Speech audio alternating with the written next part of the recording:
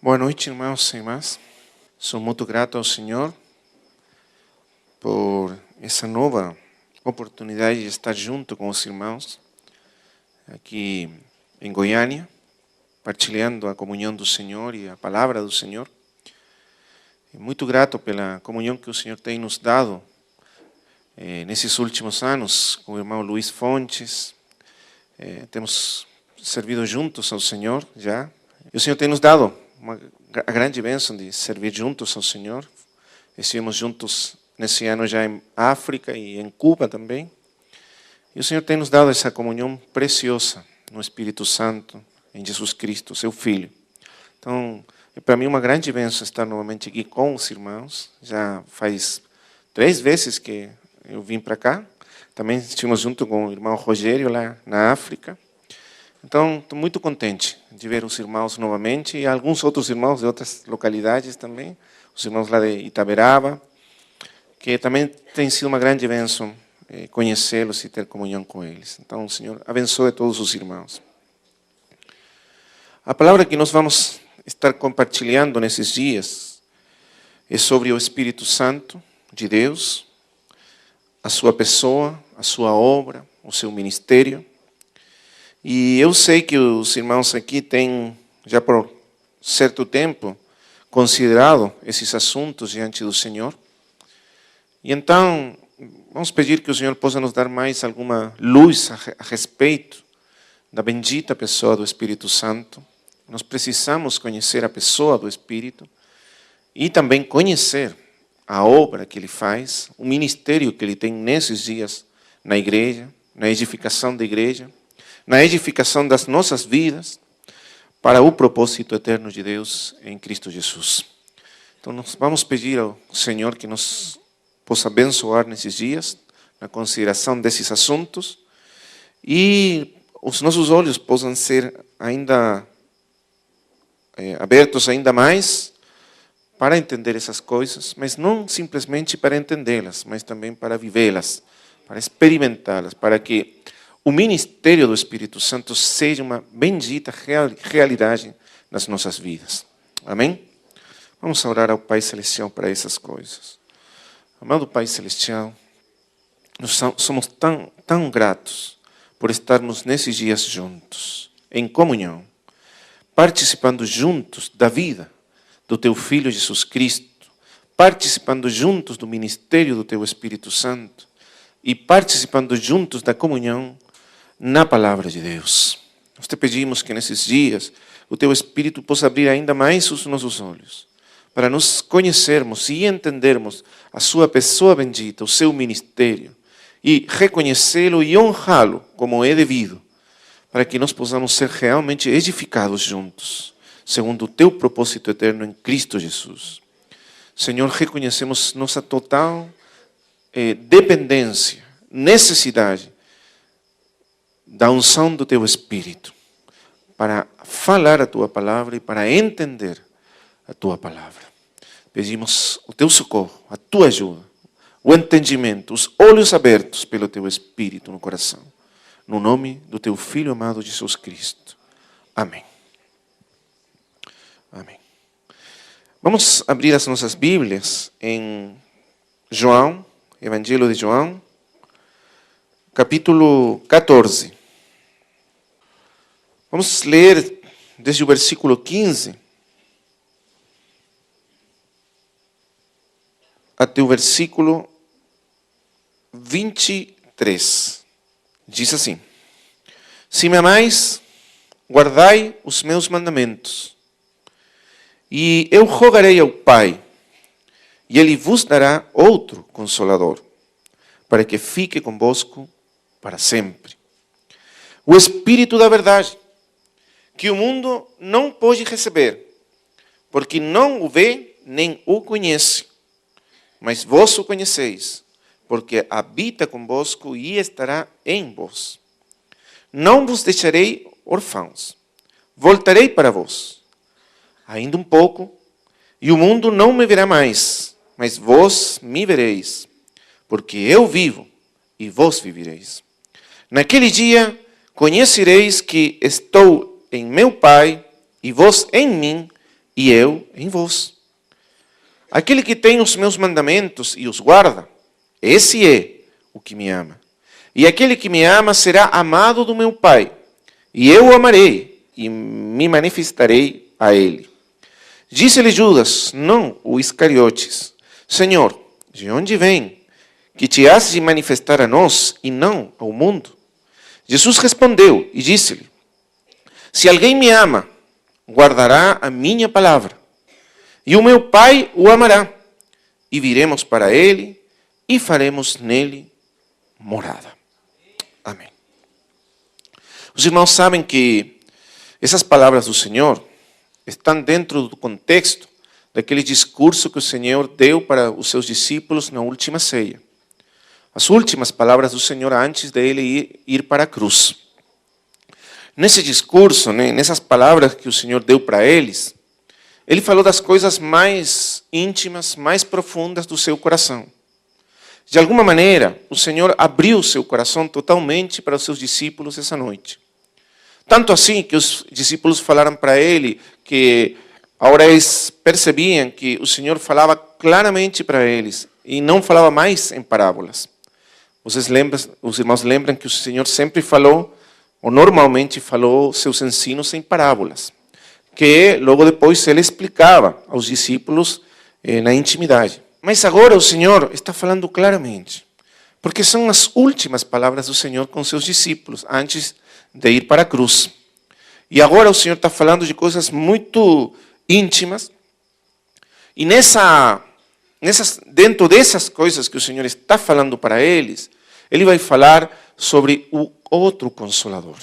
Ele vai falar a eles claramente sobre o Espírito Santo. Na verdade, o Senhor falou antes do Espírito Santo. Quando você lê o Evangelho de João, você descobre nele que o Senhor falou várias vezes, não claramente, mas várias vezes, sobre o Espírito Santo.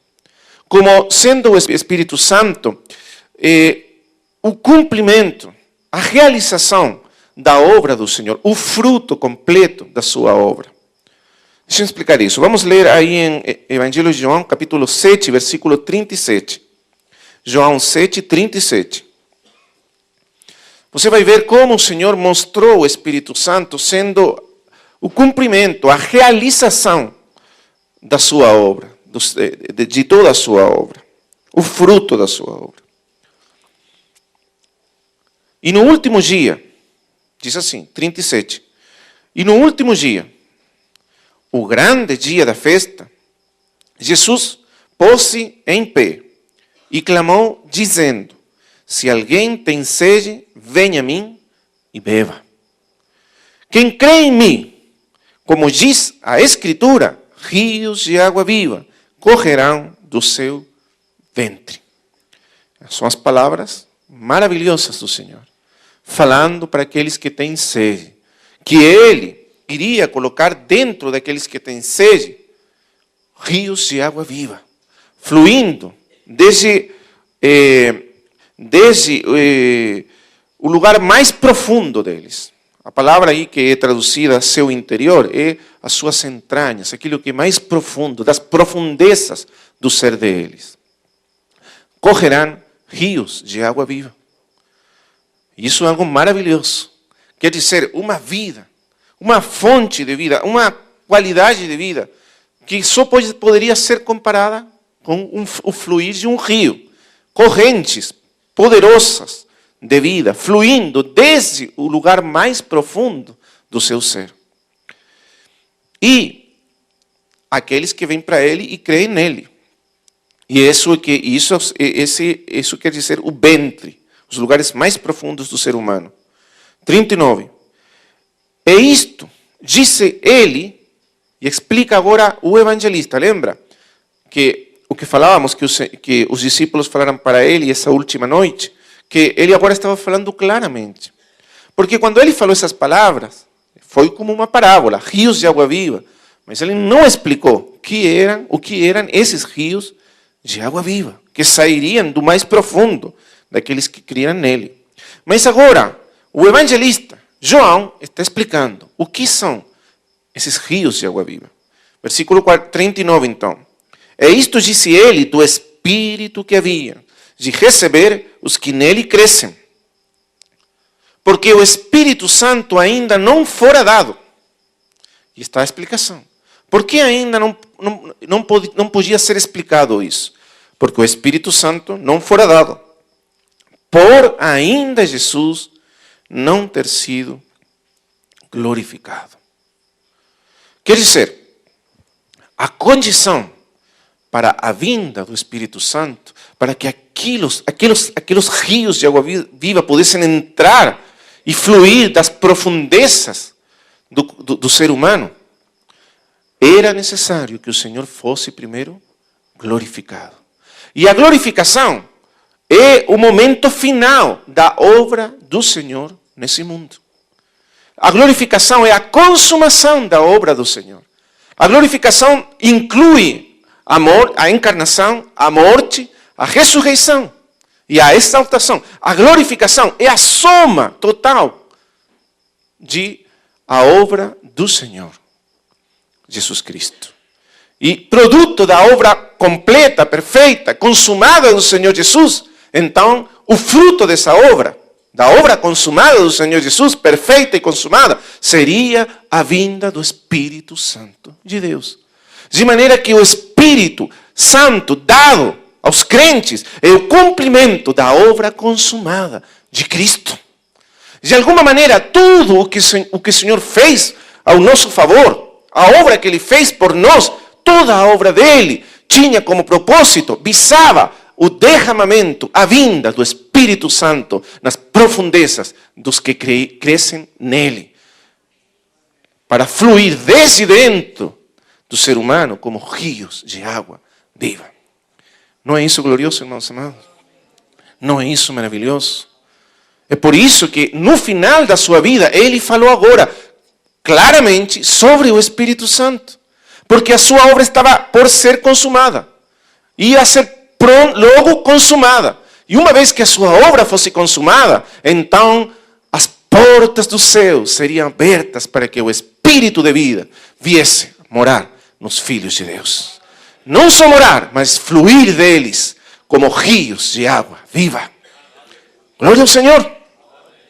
Amém. E aqui nós vemos que o contexto dessas palavras do Senhor, o contexto é a chamada festa, a festa dos tabernáculos. Versículo 37. E no último dia, e grande dia da festa. Agora, na tradição judaica, o costume era celebrar aquela festa da maneira seguinte. Eles tinham lido as profecias do Velho Testamento. No Velho Testamento, você pode achar algumas profecias falando de que nos dias finais, nos dias da restauração, nos dias do Messias, Jerusalém ia ser, de Jerusalém iriam sair rios de água viva. Águas vivas sairiam de Jerusalém. Ezequiel, por exemplo, 37:1, 47:1, fala que na visão da casa de Deus restabelecida, restaurada, na visão do templo restaurado de Ezequiel, diz que da porta do templo saíam águas vivas. Um rio de água viva fluía debaixo da porta. Você conhece esse versículo? Então, os sacerdotes que conheciam essas profecias acharam que a maneira de interpretar elas era literalmente colocando uns grandes vasos cheios de água na cima do templo. O templo estava no Monte Alto em Jerusalém. Naquele dia eles jorravam aqueles vasos cheios de água e a água caía pelas escadas e descia pelas escadas, como se esse fosse o cumprimento da profecia. Literalmente eles jogavam água saindo das portas do templo e fluindo pelas ruas de Jerusalém. Dessa maneira eles celebravam o último grande dia da festa. Mas o Senhor falou, isso não é o cumprimento da profecia. O cumprimento será quando o Espírito Santo venha a fluir das profundezas daqueles que creem no Senhor Jesus Cristo. Aí, finalmente, essas águas vivas fluirão e encherão a terra toda. Glória ao Senhor. Mas é isso que estava aí no contexto das palavras do Senhor Jesus Cristo.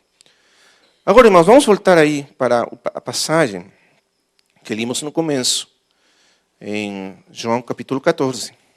E o Senhor agora, então, como falamos, está abertamente explicando da vinda do Espírito Santo e a importância que essa vinda do Espírito deveria ter para os crentes, os discípulos, a igreja do Senhor Jesus Cristo.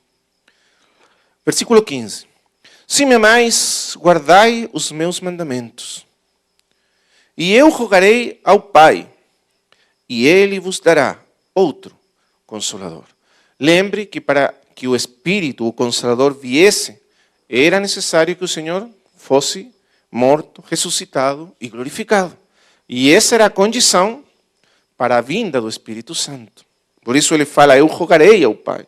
Quando? Quando ele subisse à destra do Pai. Então ele rogaria e o Pai daria o Espírito Santo, e o Filho e o Pai enviariam o Espírito Santo sobre a igreja. E então fala assim, e eu rogarei ao Pai e Ele vos dará outro Consolador, para que fique convosco para sempre. A expressão que usa o Senhor Jesus aqui é outro Consolador. Outro Consolador. A palavra outro em grego significa outro do mesmo tipo, da mesma classe, da mesma condição ou qualidade. Outro igual ao primeiro Consolador. Porque quando o Senhor disse outro Consolador, logicamente Ele está manifestando que já existe, que já há um Consolador. E porque existe um Consolador, virá outro Consolador. Outro da mesma classe, do mesmo tipo, mas ainda melhor. Por incrível que pareça, Ele falou de um Consolador que seria ainda melhor daquele que já estava com eles. Qual era o primeiro Consolador? Quem era o primeiro Consolador? Quem era? O Senhor Jesus Cristo. Ele era o Consolador deles. A palavra Consolador traduz uma palavra grega que significa várias coisas. Não só significa Consolador, mas tem um significado muito mais amplo e rico. Consolador, a palavra grega que é traduzida como Consolador é Paracletos. Paracletos. E Paracletos significa alguém que vem a ajudar a outro, alguém que vem a sustentar outro, alguém que chega para levantar outro, alguém que chega para defender a outro, alguém que vem para exortar, para animar, para proteger, até para corrigir quando é necessário, para defender. Tudo isso está incluído no significado da palavra Consolador, Paracletos. E o Senhor Jesus Cristo era o Paracletos dele. Você já pensou o que significaria? O maravilhoso que tivesse sido se alguns de nós, ou cada um de nós, pudesse ter sido parte daquela companhia de 12 discípulos do Senhor Jesus? Você gostaria de ter participado dessa companhia dos apóstolos? E ter esse relacionamento íntimo, próximo, com o Senhor Jesus Cristo durante esses 3 anos e meio? Não é? Seria maravilhoso. Eu creio que todos nós gostaríamos de ter experimentado essa comunhão, esse conhecimento íntimo do Senhor Jesus. Conhecer o Senhor nos dias da sua encarnação. Ouvir as suas palavras. Escutar Ele. Ver as obras do Senhor. E essa foi a experiência que os discípulos tiveram com Ele. E a experiência que eles tiveram com o Senhor foi tão grande que eles ficaram logicamente apaixonados pelo Senhor. Eles se tornaram discípulos do Senhor. O discípulo é alguém que segue a outro porque quer ser como aquele outro. Porque acha que aquele outro, o mestre, tem qualidades, tem atributos, tem características que ele admira, que ele acha tão maravilhosas que ele quer ser como aquele mestre. E os discípulos acharam no Senhor Jesus o homem mais maravilhoso que jamais conheceram. Não é assim? E eles seguiam o Senhor, porque eles realmente admiravam ao Senhor. Ninguém era como o Senhor Jesus, ninguém falava as palavras do Senhor, ninguém fazia as coisas que o Senhor fazia, ninguém era como Ele. Durante 3 anos e meio, eles estiveram com o Senhor Jesus para conhecer, para estar com Ele em todas as situações possíveis. E Ele se tornou o Consolador, o Paracletos deles. O Senhor era quem defendia eles, o Senhor era quem protegia, quem animava eles, levantava, encorajava. O Senhor corrigia, ensinava. O Senhor era tudo para eles. Não era assim? Tudo era, o Senhor Jesus era para eles. Mas agora o Senhor está falando que Ele vai deixá-los. Ele vai embora. E eles estão muito tristes. De fato, a Escritura diz que o Senhor fala para eles, porque eu tenho dito estas coisas para vocês, a tristeza tem enchido os vossos corações. O coração deles está triste, está arrasado, porque o Senhor vai deixá-los. Imagina, a notícia que o Senhor estava dando para eles era muito difícil de aceitar para eles. É por isso que ele repete, capítulo 14, versículo 1, não se turbe o vosso coração.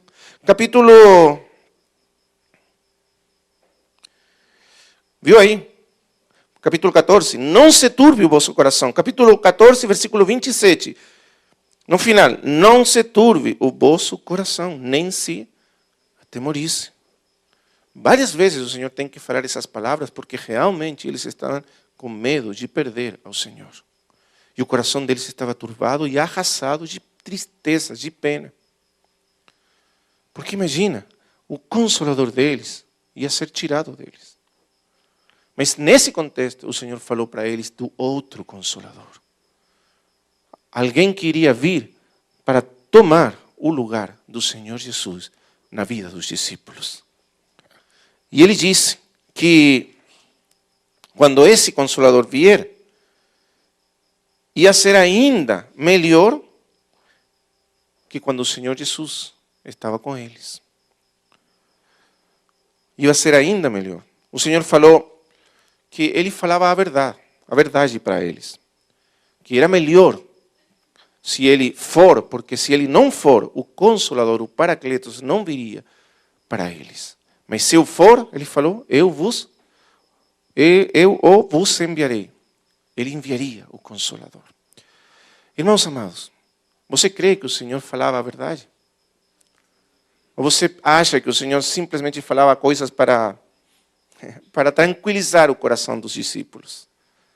Como quando você fala coisas assim, né, para tranquilo, mas você não tem certeza o que vai acontecer, é só para tranquilizar.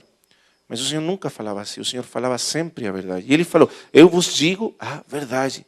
É melhor para vocês que eu vá. Você crê que o Senhor falou a verdade? Porque se eu for, virá o Consolador. E quando Ele venha, vai ser ainda melhor para vocês. Será melhor que ter o Senhor encarnado entre nós? Poder tocá-lo, como falou João, capítulo 1, lembra? O que temos visto, ouvido. As nossas mãos apalparam a respeito do verbo da vida. Será que existe alguma coisa melhor do que isso? Isso que o Senhor falou, sim, existe. É o Consolador, é o Paracletos de Deus. Amém? O Senhor sempre falou a verdade porque Ele é a verdade. E Ele sabia que isso ia ser muito melhor. Porque quando Ele venha, rios de água viva fluirão do nosso interior. Até esse dia, mesmo que eles tinham a vida eterna entre eles, encarnada, eles estavam secos e mortos por dentro. Por isso que eles não entendiam o Senhor. O Senhor falava e eles não conseguiam entender o Senhor. O Senhor ensinava para eles muitas coisas, mas eles não entendiam o que o Senhor ensinava para eles. É por isso que eles falhavam na sua fidelidade ao Senhor. Eles não conseguiam serem verdadeiramente discípulos fiéis do Senhor. Porque por dentro eles ainda não tinham a vida, os rios de água viva. É por isso que eles precisavam. E o que o Senhor iria fazer por eles, a morte do Senhor, aqueles sacrifícios de amor imenso, infinito, que Ele ia fazer pelos seus, visava apenas um propósito. Qual? Enviar finalmente a vida eterna no coração dos seus discípulos. A vida eterna que traz o Consolador.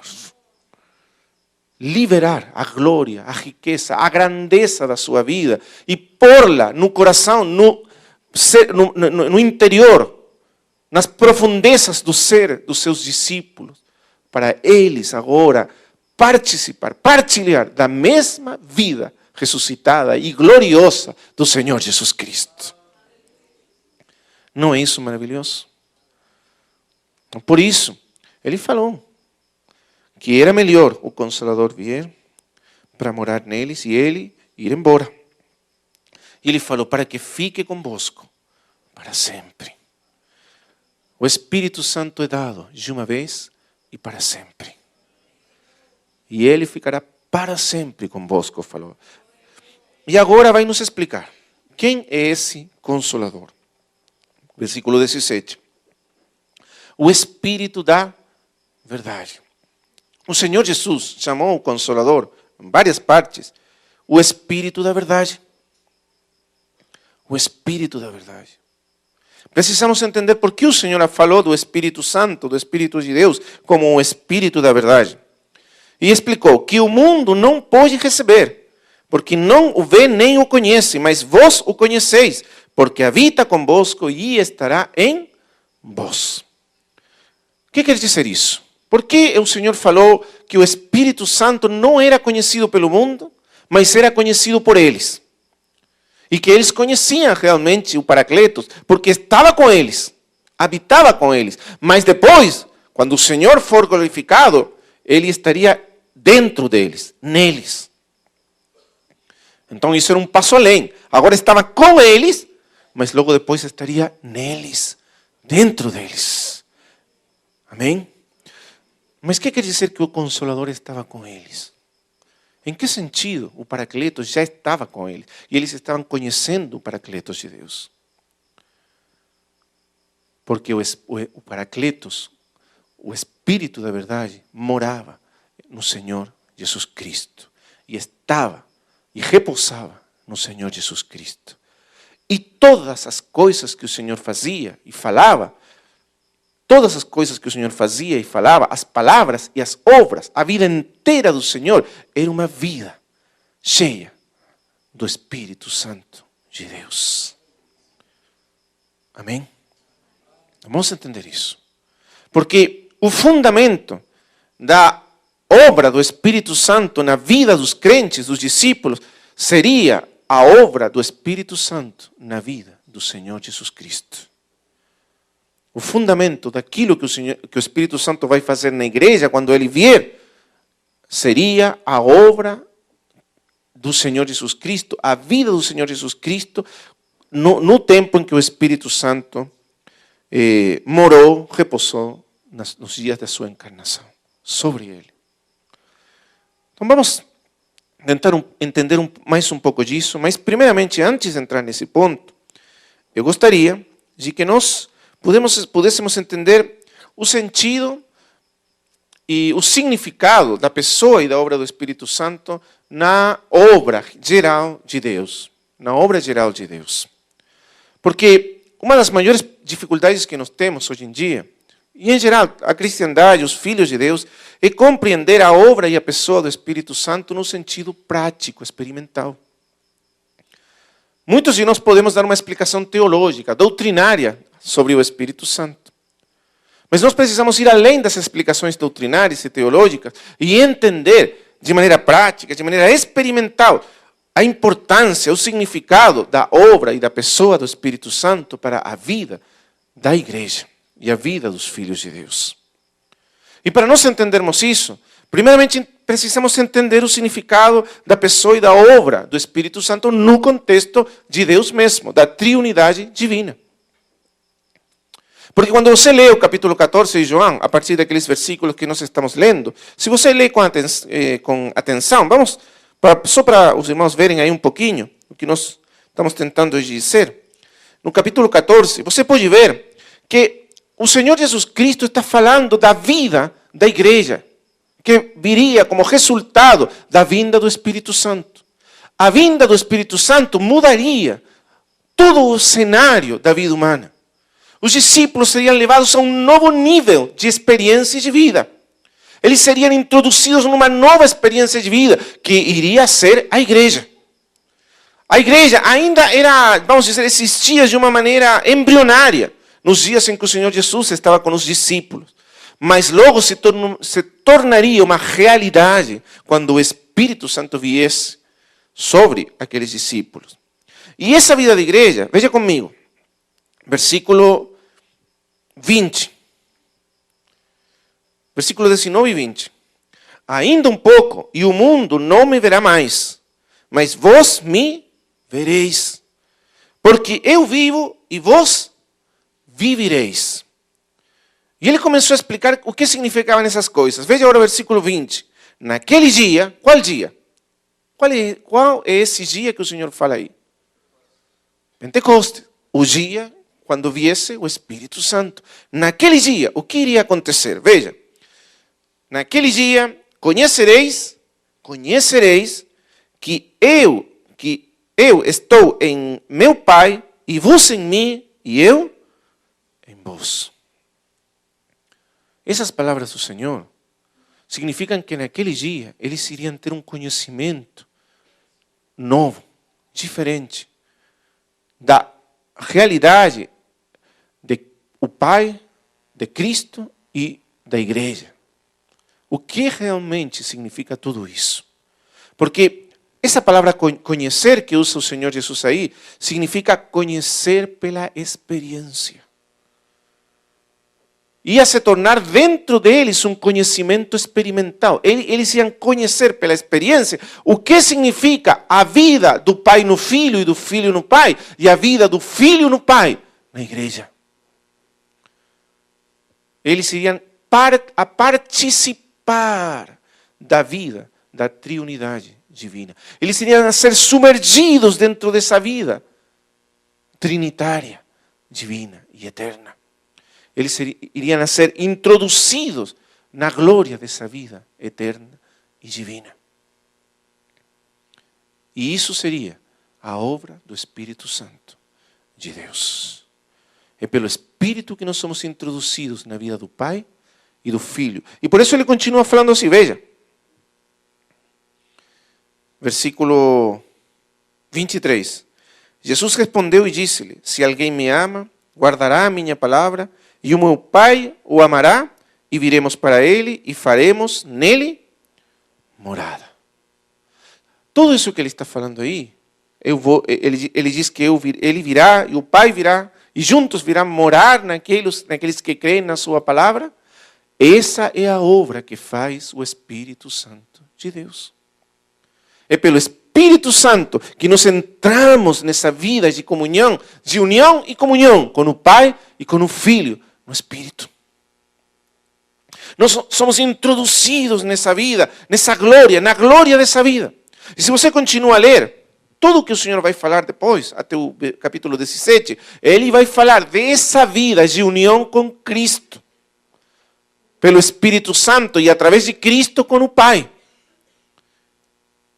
Essa vida de comunhão que é a essência da vida da igreja. É a vida de comunhão com o Pai e com o Filho. Então, o Senhor falou que quando o Espírito viesse, nós conheceríamos, seríamos parte dessa vida. Então vamos agora tentar entender mais um pouco disso. O que significa participar dessa vida? Sermos submergidos naquela vida divina. Capítulo 1, versículo 1 de Gênesis. Vamos ler até o versículo 3. No princípio criou Deus os céus e a terra.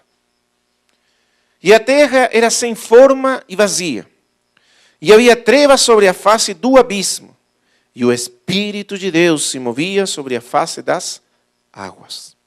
E disse Deus: haja luz, e houve luz. Esses são os 3 primeiros versículos da Bíblia. Nesses 3 primeiros versículos da Bíblia, nós já temos a revelação do Deus triuno. Porque o conhecimento e a revelação do Deus triuno é o fundamento de toda a obra de Deus na história. É a obra de um Deus triuno. o que vai ser mostrado e revelado aqui nas páginas da Escritura. E essa obra, que é a obra desse Deus triuno, Pai, Filho e Espírito Santo, é aquilo que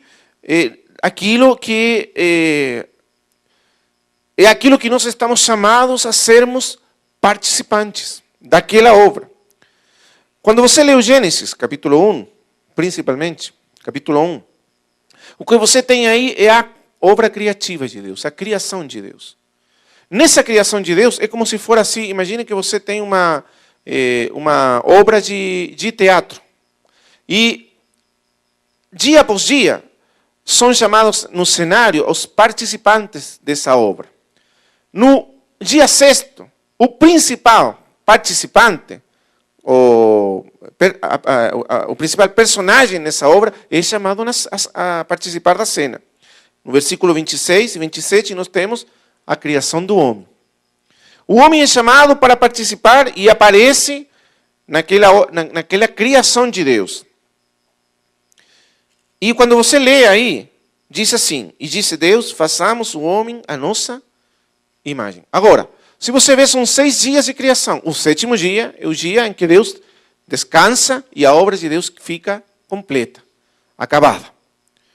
Mas o 6º dia aparece o homem.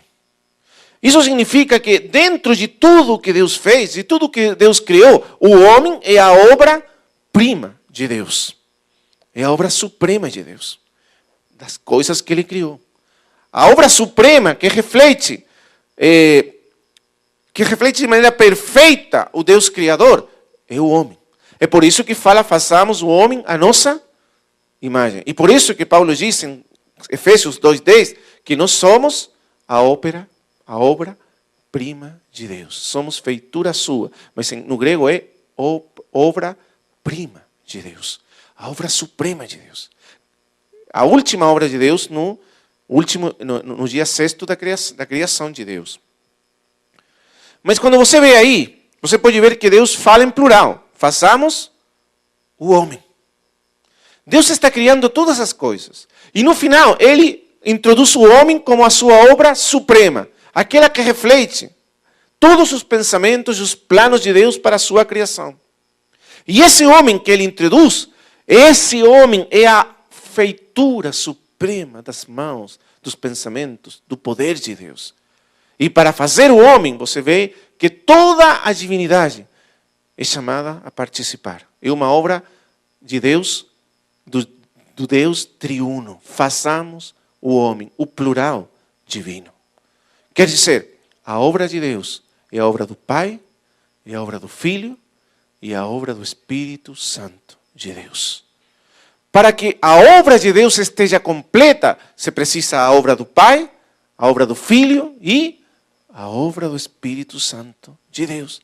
Se nós tivermos só a obra do Pai, nós não temos ainda a obra de Deus completa. Se faltar a obra do Filho, ainda não temos a obra de Deus completa. Mas poderíamos ter a obra do Pai e do Filho. E se não tivermos a obra do Espírito Santo, ainda não temos a obra de Deus completa. Por isso, façamos ao homem. Para que a obra de Deus esteja completa e acabada, se precisa a obra do Pai, do Filho e do Espírito Santo de Deus. É por isso que vamos ler agora os primeiros versículos. Veja bem qual é, segundo a Escritura, a obra que cada um deles faz. Porque Deus é um. A Escritura fala que Deus é um. Escuta, ó Israel, o Senhor teu Deus, o Senhor, um. É um Deus. Mas esse Deus existe em 3 pessoas divinas que participam plenamente da divindade, da essência divina. E cada uma deles, sendo Deus, completo e totalmente Deus, cada uma delas tem na obra de Deus uma função diferente e complementar. É isso que nós precisamos entender agora. A obra que cada um deles faz nessa obra única de Deus. Capítulo 1, versículo 1 então. No princípio criou Deus os céus e a terra. Aqui nós temos a criação de Deus. E o primeiro que é mencionado é que Deus é a fonte, a origem, a causa de tudo o que existe. Tudo o que existe tem a sua fonte, a sua origem, a sua causa em Deus. Deus criou todas as coisas pelo seu poder criativo, pela sua vontade criativa, e Ele o fez de maneira soberana a partir do nada. Quer dizer, Ele não criou a partir de uma matéria pré-existente, algum material anterior, mas Ele criou do nada. Tudo veio a existir pelo poder da vontade de Deus, pelo poder da palavra de Deus. Deus é a fonte, é o Criador de tudo o que existe. Em Deus está a fonte, a origem de tudo o que existe e tudo o que existirá para sempre. No princípio criou Deus os céus e a terra. Veja agora o versículo 2. E a terra era sem forma e vazia. E havia trevas sobre a face do abismo, e o Espírito de Deus se movia sobre a face das águas. E logo o versículo 3. E disse Deus, haja luz, e houve luz. Então, na primeira parte nós vemos que Deus é a fonte e a origem. Quer dizer, em Deus está nos planos, está nos pensamentos, está a vontade de tudo quanto existe. Tudo o que chegou a existir, existiu porque primeiro existe porque primeiro existiu na mente de Deus, o Criador. E tudo o que existe vem primeiro da mente e do coração do Criador. Em Deus primeiro estava o propósito, o desenho, e logo isso foi executado e chegou a existir pela vontade de Deus e o poder de Deus. Então nada existe se não existiu primeiro na mente e no coração de Deus. Tudo tem sua origem na mente e no coração de Deus. Quando nós falamos de Deus, quando falamos da mente e do coração de Deus, aquilo que tem em Deus a sua fonte, nós estamos falando da primeira pessoa da Trindade, que é o Pai. Porque quando você lê a Escritura e lê as palavras do Senhor Jesus, você vê que o Senhor falou que todas as coisas primeiro vêm do Pai. O Pai é a fonte, é a origem. Todos os pensamentos, as palavras, tudo que o Senhor falou, Ele falou primeiro estava no Pai. O Pai é a fonte, é a origem, é a causa de tudo o que existe.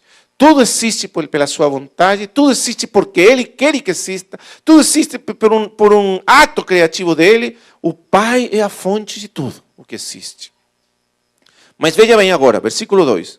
E a terra era sem forma e vazia. Tem muitas teorias sobre o que significa esse versículo. Vamos tentar simplesmente entender, para mim, o que eu penso. A primeira intenção do Espírito Santo nessas palavras. Qual é a primeira intenção? A terra está sem forma e vazia. A expressão hebraica aqui significa literalmente isso. Algo que ainda não está terminado, não está acabado. Ainda precisa ter a forma definitiva. E veja como continua. E havia trevas sobre a face do abismo, e o Espírito de Deus se movia sobre a face das águas. Mas literalmente, a ideia hebraica, aqui nós temos uma figura de linguagem. A ideia que tem o hebraico é que o Espírito Santo era como se fosse uma pomba. Uma pomba que está esquentando os seus ovos. Porque você tem um ovinho e tem uma vida aí que está sendo formada dentro. Mas para que essa vida seja formada, você precisa do calor, da energia que a pomba transmite àquele ovo. Então a ideia era como se a terra fosse ainda um ovo sem forma definitiva. Sem que ainda a ideia, o pensamento eterno do Pai tivesse forma. O pensamento eterno de Deus ainda não tinha forma definitiva. Mas para que isso pudesse acontecer, o Espírito estava, literalmente, fazendo esse trabalho de trazer a realidade, de realizar tudo aquilo que estava primeiro no pensamento de Deus. É pelo poder do Espírito Santo que os propósitos, os pensamentos e as decisões eternas de Deus se fazem realidade. Você entende isso? A ideia é que o Espírito quem dá o poder, a energia, a capacidade dos pensamentos de Deus se tornarem reais e venham a existir. Essa é a função específica do Espírito Santo na economia criativa de Deus. Ele faz com que os pensamentos de Deus se tornem reais. Amém? Mas falta ainda uma coisa. Versículo 3. E disse Deus. Haja luz. E houve luz. E aí você vê a segunda pessoa da Trindade, é o Verbo de Deus. Porque tudo aquilo que está na mente do Pai é expressado através da sua palavra, do seu Verbo. Deixa eu explicar isso um momento. Como você sabe quem sou eu, o que eu quero, o que eu penso? Como você conhece quem sou eu no meu interior? Eu sou uma pessoa que estou dentro desse corpo. Mas você como conhece quem sou eu, o que eu desejo, o que eu penso, os meus propósitos? Como sabe isso?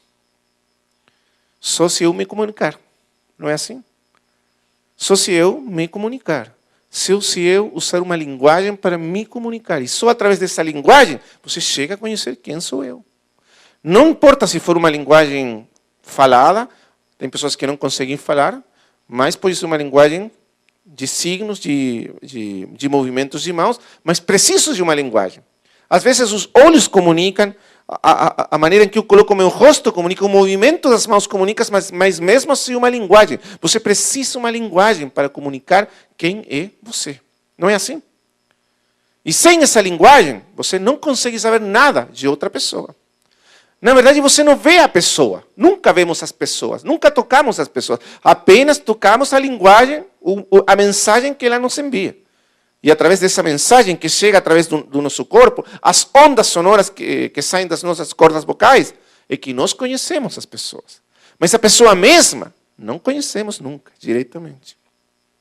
Ou como poderíamos? Mas de alguma maneira nós fomos feitos à imagem de Deus. Então, o Pai sempre se comunica através do seu Filho. Deus revelado, Deus sendo conhecido, Deus expressando a si mesmo, é sempre o Filho. E é assim que Deus se expressa através do Filho.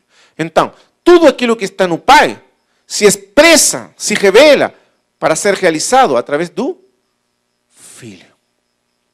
E por isso Ele é a imagem do Deus invisível. E por isso Ele é o Verbo, o Logos, a palavra de Deus. E quando é expressado pelo Filho, então Ele se torna real. Veja bem, versículo 3. E disse Deus, haja luz e houve luz. E aí você tem a obra do Espírito Santo de Deus.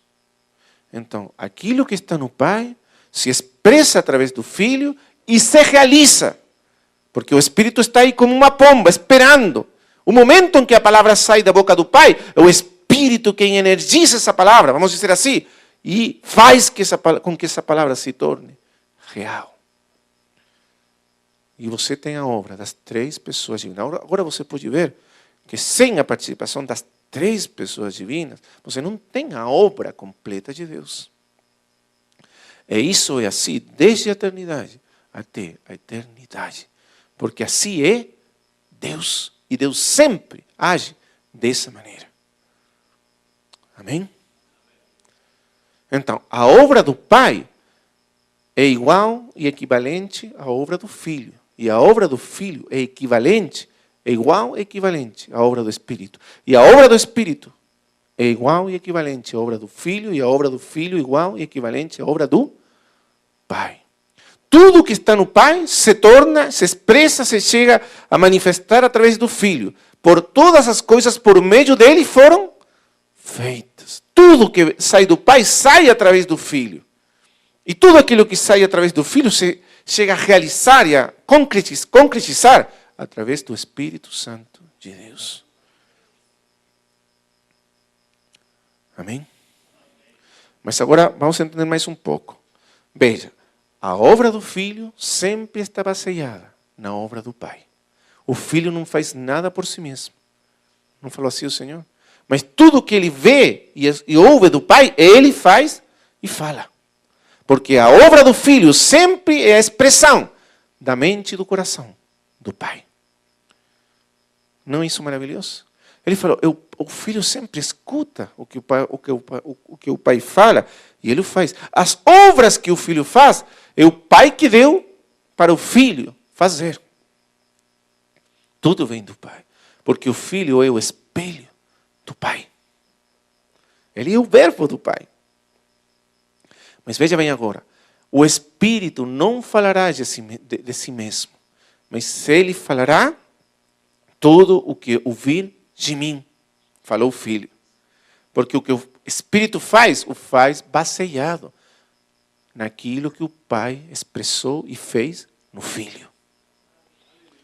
Não é isso glorioso? De maneira que a obra do Espírito Santo está sempre, sempre, totalmente baseada na obra do Filho. Assim como a obra do Filho sempre é a expressão da obra do Pai. E por isso que quando o Espírito chega às nossas vidas, o que ele traz? Ele traz para as nossas vidas a obra e a pessoa do Filho. E no Filho, a obra e a pessoa do Pai.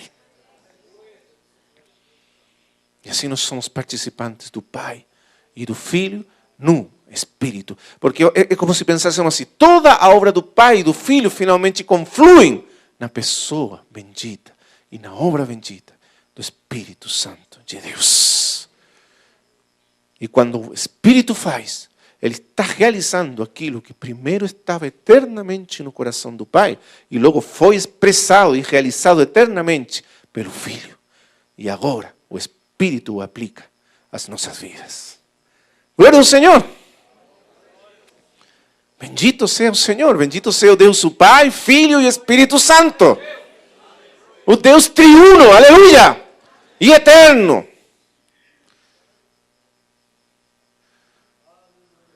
É por isso, irmãos amados, que o Senhor Jesus falou, tem que vir o Espírito Santo de Deus para completar e aplicar nas nossas vidas aquilo que o Pai fez primeiro na vida do Senhor Jesus Cristo. Porque assim foi desde a eternidade e será até a eternidade. Amém? Então lembre disso. A obra do Espírito não é mais que a aplicação e a consumação daquilo que estava no Pai, se realizou e se expressou no Filho e agora se consuma pelo Espírito Santo de Deus. O Espírito não faz nada de si mesmo.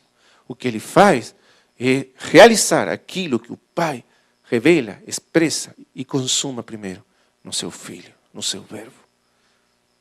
Mas Deus é um. Por isso a obra de Deus não pode ser dividida. Você não pode nunca separar a obra do Filho da obra do Pai.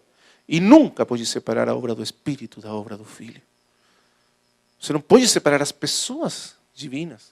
Porque elas sempre atuam juntas. Onde está o Espírito, sempre está o Pai e o Filho. É impossível você ter o Espírito e não ter nele, junto com ele, o Pai e o Filho. Porque o Deus não pode ser dividido. Deus é um. A essência do Pai, do Filho e do Espírito é a mesma essência divina. Você entende isso? Tem pessoas que às vezes parece que achassem que o Espírito atua de outra maneira, por outro lado. Não é assim? Como se o Espírito fosse outra coisa, com outros propósitos, outros pensamentos, outras obras. Mas é impossível que seja assim. O Espírito sempre realiza aquilo que está primeiro feito no Senhor Jesus Cristo. Amém? Amém. E por isso vocês vêem sempre as três pessoas divinas atuando juntas. Quando você estuda, e isso vamos fazer agora, a vida do Senhor Jesus, você vai ver que a vida do Senhor Jesus também é uma obra do Pai e do Espírito Santo. Porque sempre as três pessoas divinas estão juntas. Amém? E por isso a comunhão do Espírito Santo é necessariamente a comunhão do Pai e do Filho. Mas que chega até nós e se faz parte de nós através do bendito Espírito Santo de Deus.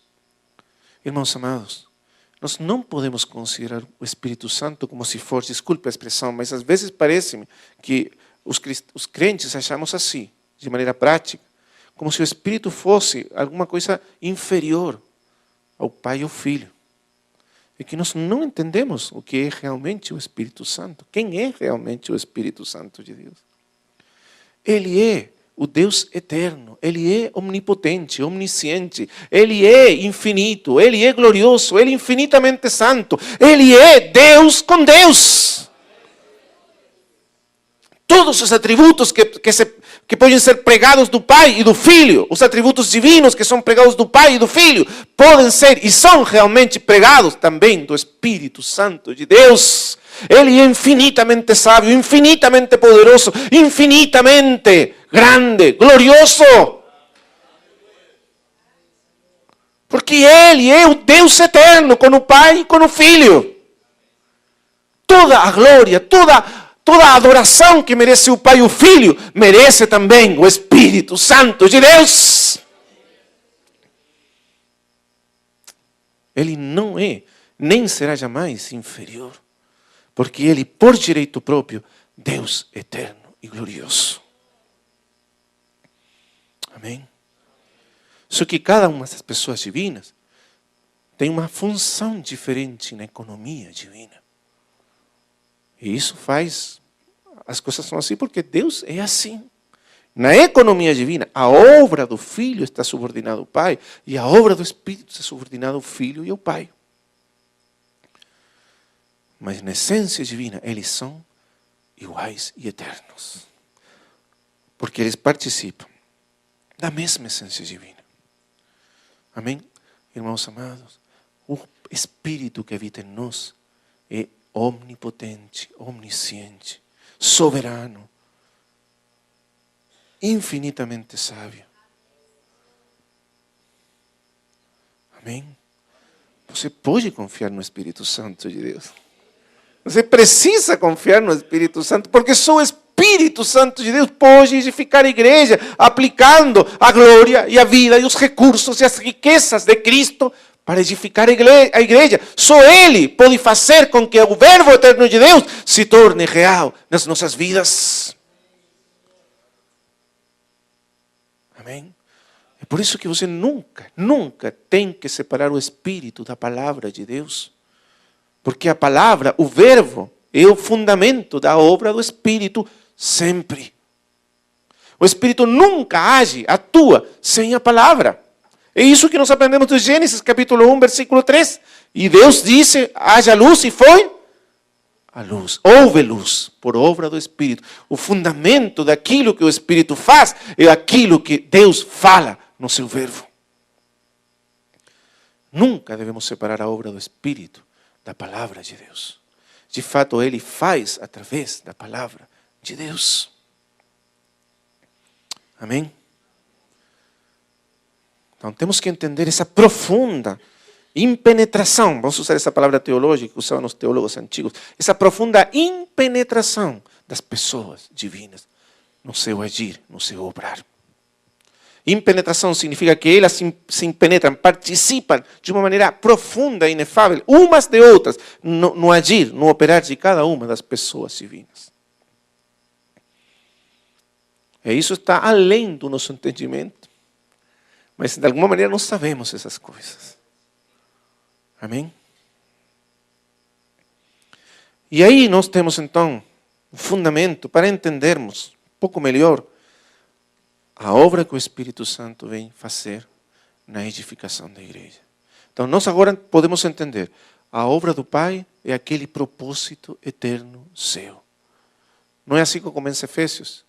Bendito seja o Deus e Pai do nosso Senhor Jesus Cristo. E começa a nos falar daquele propósito, daquele plano eterno de Deus. Tudo começou com o Pai.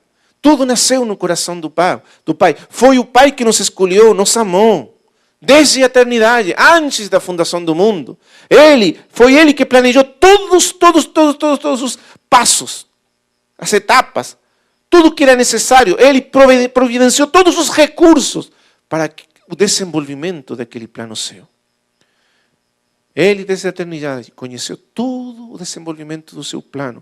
Tudo o que iria acontecer até o final da história. E Ele decidiu criar, fazer isso real. Você existe porque Deus quis que você existisse na eternidade. Você existe do jeito que você existe. Nasceu onde você nasceu, com o código genético que tem dentro de você, e tudo que é você, a cor dos seus olhos, a cor do seu cabelo, tudo foi pensado, conhecido na eternidade pelo Pai. E o Pai quis que isso chegasse a existir. É pela vontade de Deus que nós existimos. Do Deus o Pai. Mas o Pai realizou, escondeu e realizou tudo isso através do seu Filho. Amém? E Ele fez com que tudo tivesse Cristo como centro, para que através do Filho tudo chegasse a existir, e no Filho existisse, e no Filho se realizasse, e no Filho se consumasse. Amém? Porque a glória do Pai é o Filho. A glória do Pai é o Filho. A imagem do Pai é o Filho. O amor do Pai está no Filho. Tudo que o Pai faz, o faz para a glória, para a grandeza, para a centralidade e a supremacia do seu Filho amado. Amém? Por isso você lê em Efésios, segundo nos escolheu nele, no Filho, antes da fundação do mundo. Amém? E aí começa a falar que tudo que o Pai fez nos predestinou para sermos adotados seus filhos por meio do Senhor Jesus Cristo, seu Filho. Para alabança, para louvor da glória da sua graça, com a qual nos fez aceitos no amado Filho. E tudo é reunido no Filho. E vem a ser através do Filho, para que o Filho tenha a preeminência sobre todas as coisas. Mas logo depois, aquilo que o Pai realizou no Filho é consumado pelo Espírito Santo de Deus. Amém? É revelado e consumado pelo Espírito Santo de Deus. Então vamos a ir, tentar entender mais um pouquinho, acho que vamos já terminar por hoje. Mas só vamos introduzir apenas o assunto para entendermos mais um pouco como a obra do Espírito está fundamentada na obra, na vida e na pessoa do Filho encarnado de Deus. Então vamos ler alguns versículos. Primeiro eu gostaria que os irmãos lessem comigo em Éxodo capítulo 30. Vamos ler desde o versículo 22. Falou mais o Senhor a Moisés dizendo: Tu, pois, toma para ti das principais especiarias, da mais pura mirra, 500 ciclos, e de canela aromática a metade, a saber, 250 ciclos, e de cálamo aromático, 250 ciclos. E de cássia 500 ciclos, segundo o ciclo do santuário, e de azeites de oliveiras 1 hin. E disto farás o azeite da santa unção. O perfume composto segundo a obra do perfumista. Este será o azeite da santa unção. E com ele ungirás a tenda da congregação, e a arca do testemunho, e a mesa com todos os seus utensílios, e o candelabro com os seus utensílios, e o altar do incenso, e o altar do holocausto com todos os seus utensílios, e a pia com a sua base. Assim santificarás estas coisas, para que sejam santíssimas. Tudo o que tocar nelas será santo. Também ungirás a Arão e os seus filhos, e os santificarás para me administrarem no sacerdócio. E falarás aos filhos de Israel, dizendo: Este me será o azeite da santa unção nas vossas gerações. Não se ungirá com ele a carne do homem, nem fareis outro de semelhante composição. Santo é, e será santo para vós. O homem que compuser um perfume como este, o dele puser sobre um estranho, será extirpado do seu povo. Amém. Nós sabemos que o contexto é a edificação da casa de Deus, do tabernáculo, a tenda do testemunho, que está sendo edificado. E o Senhor está sendo muito cuidadoso com Moisés, lhe mostrando aquele modelo e falando para ele que tenha o cuidado de fazer todas as coisas segundo o modelo que lhe foi mostrado no monte. E quando ele está falando para Moisés sobre como deve fazer aquele tabernáculo, Ele diz para Moisés, agora nesse capítulo 30, que ele deve fazer o azeite da santa unção. Agora, nós sabemos que o azeite, no Velho Testamento, é uma figura do Espírito Santo de Deus. Uma das tantas figuras do Espírito Santo de Deus é o azeite da unção. Azeite, figura do Espírito Santo. E aqui ele nos fala que para fazer aquele azeite da unção, que deve ungir todos os elementos, os móveis, os instrumentos do tabernáculo. O tabernáculo é uma figura da igreja, a casa de Deus, a tenda de Deus. É uma figura da casa de Deus. Mas, primeiramente, antes dela ser uma figura da casa, da tenda, que a igreja de Deus, ela é uma figura do Senhor. O tabernáculo é uma figura do Senhor Jesus.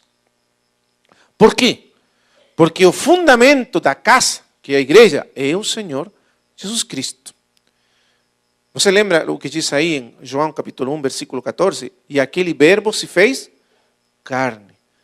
E diz, e habitou entre nós. Mas literalmente no grego é, e colocou o seu tabernáculo entre nós. Porque ele é o tabernáculo de Deus com os homens. Ele disse que o corpo dele era o templo de Deus. Antes da igreja ser o templo, o Senhor Jesus, na sua carne, era o templo de Deus. Amém? E ele, porque ele é a casa, o tabernáculo, dele nós chegamos a ser, e através dele que nós chegamos a sermos também a casa de Deus. Mas ele foi o tabernáculo de Deus com os homens. Então, essa casa de Moisés é primeiramente uma figura da igreja, mas antes disso é uma figura do Senhor Jesus. E, quando nós começamos a ler, diz aqui que todos os elementos da vida dessa casa, do funcionamento dessa casa, deveriam ser ungidos com azeite antes de poderem ser usados e ter utilidade e função para Deus. De fato, no final, diz que tudo deveria ser primeiro rociado com sangue e depois com azeite. Sangue para a expiação e o azeite para a unção. E isso nos fala da obra do Senhor na cruz e da obra do Espírito Santo de Deus na igreja. Porque tudo na igreja tem que ser feito pelo Espírito Santo de Deus. Pela graça, pelo poder, pela unção do Espírito Santo de Deus. Porque a igreja é uma obra do Espírito Santo de Deus. Amém? Então, aqui nós temos como deve ser o azeite que vai ungir a casa de Deus, que é o Espírito. Mas veja uma coisa muito interessante aqui. Que o azeite que vai ungir a casa de Deus precisa ser preparado de uma maneira especial, específica. Não é simplesmente o azeite, mas o azeite preparado de uma maneira especial, segundo Deus. E isso tem a ver, veja bem, com uma quantidade de especiarias que deveriam ser acrescentadas ao azeite. Por quê? Porque o azeite da unção, na verdade, é um perfume. É um perfume, diz aqui. E o perfume, para você fazer um perfume, você precisa de duas coisas. Precisa as especiarias ou os elementos que produzem o cheiro do perfume e precisa de um elemento fixador, que fixe de maneira permanente esse cheiro e possa então traspassar esse cheiro de maneira permanente. O Espírito Santo, aqui, o Espírito Santo é o azeite fixador. Mas as especiarias, o que são? De que nos falam as especiarias? Elas nos falam da vida do Senhor Jesus Cristo. Porque quando você lê elas, a mirra e tudo o que mais fala dos diferentes aspectos da pessoa do Senhor Jesus Cristo. E o que o Espírito comunica à igreja e passa à igreja, que é a vida do Senhor Jesus Cristo. Amém? O que o Espírito usa para ungir e para edificar a igreja, o que é? O caráter, a glória, as virtudes do Senhor Jesus Cristo. Não é assim? É isso que Ele usa e traspassa. É o aroma de Cristo que Ele impregna na igreja. Amém? É com aroma, é com o caráter de Cristo que Ele edifica a igreja. E Ele é o fixador, onde todos esses aromas estão fixos para sempre e eternamente. Mas como? Como que isso acontece? Então lembre, você pegava aquele azeite e você jogava dentro do azeite as especiarias. Machucava as especiarias para que elas soltassem o cheiro e jogava elas dentro do azeite e deixava elas muito tempo submergidas no azeite até que todo o cheiro daquelas especiarias ficava fixo no azeite. Não é assim que acontecia? E aí você tinha um perfume santo da unção. Então, a obra do Espírito Santo, o que Ele traz para a igreja é a vida divina, de fato, porque Ele é vida divina. Mas é a vida divina, vamos dizer assim, filtrada através da vida humana do Senhor Jesus Cristo. É essa vida que Ele nos comunica, a vida divina encarnada, humanizada no Senhor Jesus Cristo. As especiarias, o aroma da vida de Cristo. Amém? E aí nós vamos entendermos a obra do Espírito Santo. Então amanhã, se Deus permitir, vamos falarmos de como esse azeite da unção que foi derramado em Pentecostes foi preparado primeiro na vida do Senhor Jesus. Amém? Amém. Vamos orar ao Senhor. Amado Pai Celestial, te agradecemos, Pai, pela Tua palavra. Somos tão gratos em ouvir acerca do Espírito Santo de Deus, a sua gloriosa e bendita pessoa. Nos ajuda, Pai, a reconhecer e honrar a Teu Espírito nesses dias. A conhecer muito mais, a sermos muito mais familiares com a Sua pessoa e a Sua obra. Obrigado, Pai, pelo Espírito que tem sido derramados nos nossos corações. Pelos rios de água viva que estão fluindo de dentro de nós. Pela glória que tem sido dada à igreja quando o Espírito foi derramado nela. Abre os nossos olhos, amado Pai, para entendermos, conhecermos e vivermos na experiência da plenitude que nos foi dada viver pelo Espírito glorioso de Deus. E para sermos governados e edificados pelo Espírito segundo a imagem do Teu Filho, segundo aquilo que estava eternamente primeiro no Teu coração, Pai. No nome do nosso Senhor Jesus. Amém.